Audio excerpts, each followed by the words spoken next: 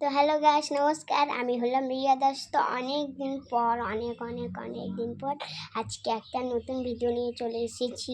তো আজকে আমরা যাব হলো ডান্স ক্লাস। তো মা আমাকে চুল বেঁধে দিচ্ছে। আমি কোথায় ডান্স শিখি, কোন স্যারের কাছে শিখি, কোন স্টাইল শিখি, এগুলা হলো তোমরা ভিডিওর মাধ্যমে দেখতে পারবে। তো গাইস, আমার মা এখানে আমাকে চুল বেঁধে দিচ্ছে, দেখো। আর হাত ব্যথা হয়ে যায় চুল বাঁধতে বাঁধতে আমার। ফাইনালি গাইস, আমি রেডি হয়ে গেছি ডান্স ক্লাস যাওয়ার জন্য।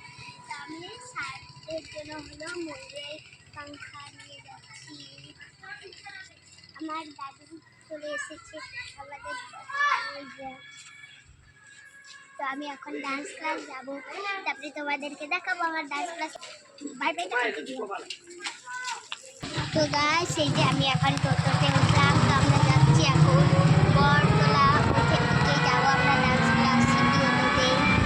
তো আমরা যাচ্ছি এখন। সামনে আমার দাদু টোটো চালাচ্ছে।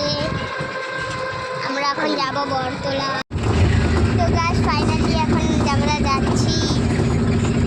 এখন ছাড়লো গাড়িটা।